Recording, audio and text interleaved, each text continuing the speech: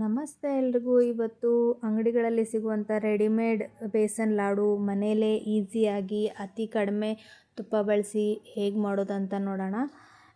ತುಂಬ ಈಸಿ. ಇದು ಯಾವ ಕಡಲೆ ಹಿಟ್ಟು ಬೇಕಾದರೂ ಯೂಸ್ ಮಾಡಿ ಮಾಡ್ಬೋದು. ಇದಕ್ಕೋಸ್ಕರ ಕಡಲೆಬೇಳೆ ಹುರಿದ್ಬಿಟ್ಟು ಮಾಡೋ ಪ್ರೊಸೀಜರ್ ಏನು ಬೇಕಾಗಿಲ್ಲ. ನೀವು ಮಾಮೂಲಿ ಬೇಸನ್ ಹಿಟ್ಟು ಸಿಗುತ್ತಲ್ವ ಅಥವಾ ಕಡಲೆ ಹಿಟ್ಟು ಸಿಗುತ್ತಲ್ಲ ಅಂಗಡಿಯಲ್ಲಿ, ಅದರಿಂದನೇ ನಾನು ಇದನ್ನು ಮಾಡಿರೋದು. ನೋಡ್ಬೋದು ನೀವು ಎಷ್ಟು ಚೆನ್ನಾಗಿ ಸಾಫ್ಟಾಗಿ ಮುರಿತಾ ಇದೆ. ಟೇಸ್ಟು ಕೂಡ ಅಷ್ಟೇ ಚೆನ್ನಾಗಿತ್ತು. ಕೈಗೂ ತುಪ್ಪ ಅಂಟುತ್ತಾ ಇಲ್ಲ ಮತ್ತು ತಿನ್ನೋವಾಗೂ ತುಪ್ಪ ಅನಿಸೋದೇ ಇಲ್ಲ. ಮಿನಿಮಮ್ ತುಪ್ಪ ಹಾಕಿ ನಾನಿಲ್ಲಿ ಮಾಡ್ತಾಯಿದ್ದೀನಿ. ನಾನಿಲ್ಲಿ ಟೋಟಲ್ 3 ಲೋಟದಷ್ಟು ಬೇಸನ್ ಅಥವಾ ಕಡಲೆ ಹಿಟ್ಟು ನಾನು ತೊಗೊತಾ ಇದ್ದೀನಿ. ಇದು ನಾನು ಇಲ್ಲೇ ಲೋಕಲಲ್ಲಿ ಪರ್ಚೇಸ್ ಮಾಡಿರೋವಂಥ ಕಡಲೆ ಹಿಟ್ಟು. ನೀವೇ ಬಜ್ಜಿಗೆ ಬೋಂಡಾಗೆಗೋಸ್ಕರನೂ ತಂದಿರ್ತೀರಲ್ಲ, ಆ ಕಡಲೆ ಹಿಟ್ಟಲ್ಲೂ ಮಾಡ್ಬೋದು. ಇದಕ್ಕೆ ಯಾವುದಾದ್ರೂ ಒಂದು ಅಳತೆ ಲೋಟ ಇಟ್ಕೊಳ್ಳಿ. ಯಾಕಂದರೆ ಅಳತೆ ಪ್ರಕಾರ ಮಾಡಿದ್ರೆ ಕರೆಕ್ಟಾಗಿ ಬರುತ್ತೆ. 3 ಲೋಟ ಕಡಲೆ ಹಿಟ್ಟನ್ನು ಜರಡಿ ಹಿಡ್ಕೊಂಡು ಒಂದು ದಪ್ಪ ಪಾತ್ರೆಯಲ್ಲಿ ಹಾಕಿ ಫ್ಲೇಮ್ನ ಆನ್ ಮಾಡಿಕೊಂಡು ಈ ಥರ ನಾನು ಹಿಟ್ಟನ್ನು ಮೊದಲು ಹುರ್ಕೊತಾ ಇದ್ದೀನಿ. ಮೊದಲು ಹಿಟ್ಟು ಹುರ್ಕೊಳ್ಳೋದು ತುಂಬಾ ಇಂಪಾರ್ಟೆಂಟು. ಯಾವುದೇ ರೀತಿ ತುಪ್ಪ ಇದಕ್ಕೆ ಸೇರಿಸ್ಬೇಡಿ ಮೊದಲು ಹಸಿ ಹಿಟ್ಟಿಗೆ. ಇದು ಕಂಪ್ಲೀಟಾಗಿ ಫ್ರೈ ಆದಮೇಲೆ ನಿಮಗೊಂದು ಸ್ಮೆಲ್ ಬರುತ್ತೆ, ಅಂದರೆ ಕಡಲೆ ಹಿಟ್ಟಿನ ಸ್ಮೆಲ್ ಬರುತ್ತೆ. ಆವಾಗ ನಿಮ್ಗೆ ಗೊತ್ತಾಗುತ್ತೆ ಕಡಲೆ ಹಿಟ್ಟು ಹುರಿದಿದೆ ಅಂತ. ಮತ್ತು ಸ್ವಲ್ಪ ಯೆಲ್ಲೋಯಿಶ್ ಹೋಗಿ ಸ್ವಲ್ಪ ಬ್ರೌನ್ ಥರ ಕಲರು ಆಗುತ್ತೆ ಎಲ್ಲ ಕಡಲೆ ಹಿಟ್ಟು ಚೆನ್ನಾಗಿ ಹುರಿದ್ಮೇಲೆ. ಮತ್ತು ನಿಮಗೆ ಗೊತ್ತಾಗಿಲ್ಲ ಅಂದರೆ ಕೈಯಲ್ಲಿ ಹಿಡಿದ್ರೆ ಸ್ವಲ್ಪ ಬೆರಳಲ್ಲಿ ಹಿಡಿದ್ರೆ ತರಿ ಅನ್ನಿಸ್ಬೇಕು ಕಡಲೆ ಹಿಟ್ಟು. ಆವಾಗ ಕರೆಕ್ಟಾಗಿ ನಿಮ್ಮ ಕಡಲೆ ಹಿಟ್ಟು ಹುರಿದಿದೆ ಅಂತ ಅರ್ಥ. ಇವಾಗ ನಾವು 3 ಕಪ್ಪು ಅಳತೆ ತೊಗೊಂಡಿದ್ವಲ್ಲ, ಅದೇ ಕಪ್ಪಲ್ಲೇ ನಾನು ಅರ್ಧ ಕಪ್ಪು ತುಪ್ಪನ ತೊಗೊತಾ ಇದ್ದೆ. ಬರೀ ಅರ್ಧ ಕಪ್ಪು ತುಪ್ಪದಲ್ಲೇ ನಾನಿಲ್ಲಿ ಬೇಸನ್ ಲಾಡು ಮಾಡ್ತಾಯಿದ್ದೀನಿ. ನೀವು ಒಂದ್ಸಲಿ ಮಾಡಿ ನೋಡಿ, ಆಮೇಲೆ ನನಗೆ ಕಮೆಂಟ್ ಮಾಡಿ. ಇದು ಡಿಕ್ಟೋ ರೆಡಿಮೇಡ್ ನೀವು ಬೇಸನ್ ಲಾಡು ತರ್ತೀರಲ್ವ, ಅದೇ ರೀತಿ ಬಾಕ್ಸಲ್ಲಿರೋ ಬೇಸನ್ ಲಾಡು ಯಾವ ಟೇಸ್ಟ್ ಕೊಡುತ್ತೆ ಅದೇ ಟೇಸ್ಟ್ ಕೊಡುತ್ತೆ, ನಾನು ಅಶ್ಯೂರ್ ಮಾಡ್ತೀನಿ. ತುಂಬ ಟೇಸ್ಟಾಗಿರುತ್ತೆ. ತುಂಬ ತುಪ್ಪ ಇಷ್ಟ ಇಲ್ಲ, ತಿನ್ನೋಕ್ಕಾಗಲ್ಲ ಅನ್ನೋರು ಈ ರೀತಿ ಮಾಡ್ಕೊಂಡು ತಿಂದರೆ ತುಂಬ ಚೆನ್ನಾಗಿರುತ್ತೆ. ಆಬ್ವಿಯಸ್ಲಿ ತುಪ್ಪ ಜಾಸ್ತಿ ಯೂಸ್ ಮಾಡೋರು ಸಾಫ್ಟಾಗಿ ಮಾಡ್ಕೋಬೋದು. ಬಟ್ ತುಪ್ಪ ಜಾಸ್ತಿ ತಿನ್ನಲ್ಲ ಅಂತಲೂ ಒಬ್ಬೊಬ್ರು ಇರ್ತಾರೆ. ಅವರು ಈ ರೀತಿ ಮಾಡಿದ್ರೆ ತುಂಬ ಚೆನ್ನಾಗಿರುತ್ತೆ. ಇದಕ್ಕೆ ಸ್ವಲ್ಪನೇ ತುಪ್ಪ ಹಾಕ್ಕೊಂಡು ಮಿಕ್ಸ್ ಮಾಡ್ಕೊತಾ ಇದ್ದೀನಿ. ಒಮ್ಮೆಲೇ ಎಲ್ಲನೂ ಹಾಕಿಬಿಡಬೇಡಿ. ಹಾಕಿದ್ರೆ ಒಂದು ಕಡೆ ಮೆತ್ತಗೆ, ಒಂದು ಕಡೆ ಹಿಟ್ಟು ಉಳಿಯುತ್ತೆ. ಅದಕ್ಕೋಸ್ಕರ ಸ್ವಲ್ಪನೇ ಹಾಕ್ಕೊಂಡು ಮಿಕ್ಸ್ ಮಾಡ್ಕೊತಾ ಇದ್ದೀನಿ. ನಾನು ತುಂಬ ಸ್ವೀಟ್ ರೆಸಿಪೀಸ್ ಹಾಕಿದ್ದೀನಿ.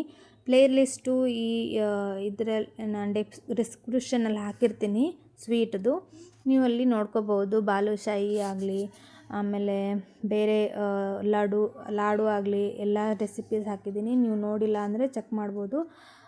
ಹಾಗೆ ನನ್ನ ಚಾನಲ್ನ ಸಬ್ಸ್ಕ್ರೈಬ್ ಮಾಡ್ಕೊಳ್ಳಿ. ನಿಮಗೋಸ್ಕರ ನಾನು ಕಷ್ಟಪಟ್ಟು ವಿಡಿಯೋ ಮಾಡ್ತೀನಿ.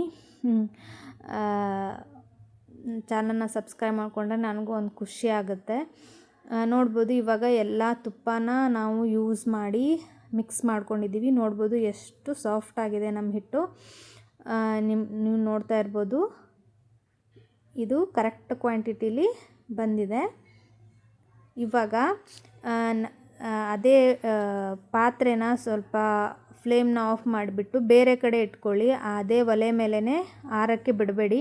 ಯಾಕಂದರೆ ಅದು ಒಲೆ ಸ್ವಲ್ಪ ಬಿಸಿ ಇರೋದರಿಂದ ಕೆಳಗಡೆ ಹೊತ್ತೋ ಚಾನ್ಸಸ್ ಇರುತ್ತೆ.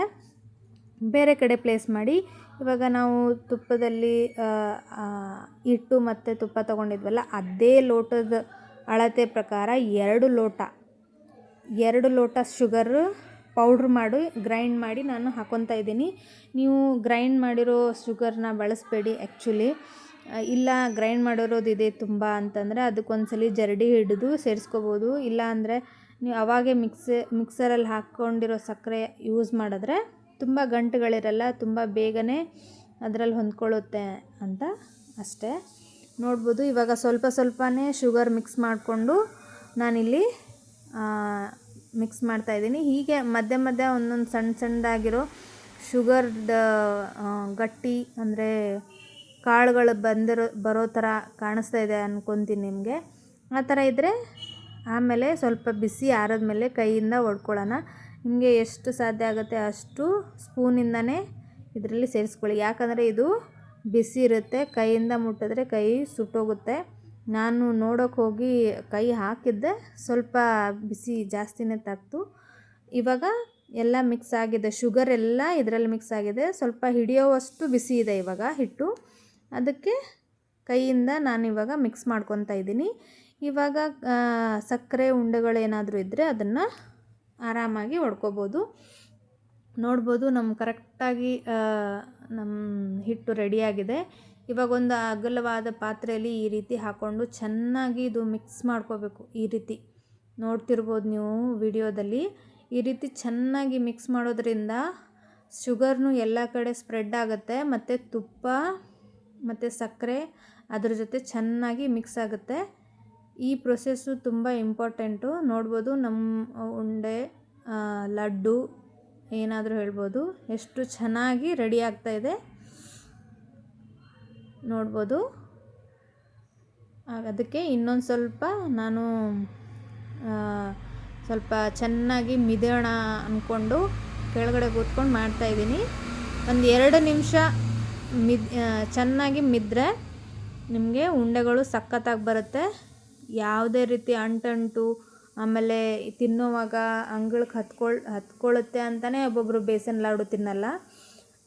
ಈ ರೀತಿ ಮಾಡಿದ್ರೆ ಯಾವುದೇ ನಿಮಗೆ ಫ್ಲೇವರು ತುಪ್ಪದ್ದು ಬರಲ್ಲ ಇದರಲ್ಲಿ.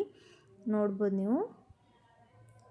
ನಾನು ಈ ರೀತಿ ಲಡ್ಡುನ ಹಿಂಗೆ ಕಟ್ತೀನಿ. ನೀವು ನಿಮ್ಗೆ ಯಾವ ರೀತಿ ರೂಢಿ ಇದೆ ನೀವು ಆ ರೀತಿ ಕಟ್ಕೋಬೋದು. ನೋಡ್ಬೋದು ಎಷ್ಟು ಚೆನ್ನಾಗಿ ಬರ್ತಾಯಿದೆ ಲಡ್ಡು.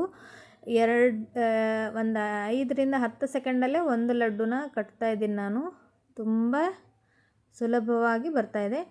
ಒಂದು ವೇಳೆ ಒಂದು ಟಿಪ್ ಏನಂದರೆ, ಇದು ಒಂದು ವೇಳೆ ನಿಮಗೆ ಉಂಡೆ ಕಟ್ಟೋಕ್ಕಾಗ್ತಿಲ್ಲ ಈ ಟೈಮಲ್ಲಿ, ಎಲ್ಲ ಒಡೆದೋಗ್ತಾ ಇದೆ ಅಂದರೆ ಒಂದು 2 ಟೇಬಲ್ ಸ್ಪೂನ್ ತುಪ್ಪನ ಬಿಸಿ ಮಾಡಿಕೊಂಡು ಎಲ್ಲ ಜೊತೆ ಚೆನ್ನಾಗಿ ಮಿಕ್ಸ್ ಮಾಡ್ಕೊಳ್ಳಿ. ಆಮೇಲೆ ಉಂಡೆ ಕಟ್ಕೋಬೋದು. ಬಟ್ ನಾನಿಲ್ಲಿ ಅಳತೆ ಪ್ರಕಾರ ತೊಗೊಂಡಿರೋದ್ರಿಂದ ಯಾವ ಪ್ರಾಬ್ಲಮ್ ಆಗಲ್ಲ. ಬಟ್ ಒಂದೊಂದ್ಸಲ ಆಗುತ್ತೆ, ಕಡಲೆ ಹಿಟ್ಟು ಮೇಲೆ ಮತ್ತು ಶುಗರ್ ಮೇಲೆ ಹೆಚ್ಚು ಕಡಿಮೆ ಹಾಕಿದ್ರೆ ಸ್ವಲ್ಪ ಹೆಚ್ಚು ಕಡಿಮೆ ಆಗುತ್ತೆ. ಅದಕ್ಕೆ ಬರ್ತಾ ಇಲ್ಲ ವೇಸ್ಟು ಅಂತ ಏನು ಅನ್ಕೋಬಾರ್ದು. ಆಮೇಲೆ ಒಂದು 2 ಸ್ಪೂನಷ್ಟು ತುಪ್ಪ ಸೇರಿಸಿ ಮಾಡಿದ್ರೆ ತುಂಬ ಚೆನ್ನಾಗಿ ಬರುತ್ತೆ. ನೀವು ಟ್ರೈ ಮಾಡಿ, ಹೇಗೆ ಬಂತಂತ ತಿಳಿಸಿ. ಪ್ಲೀಸ್ ನನ್ನ ಚಾನಲ್ನ ಸಬ್ಸ್ಕ್ರೈಬ್ ಮಾಡಿ. Thank you friends, thank you for watching. Bye bye. See you on next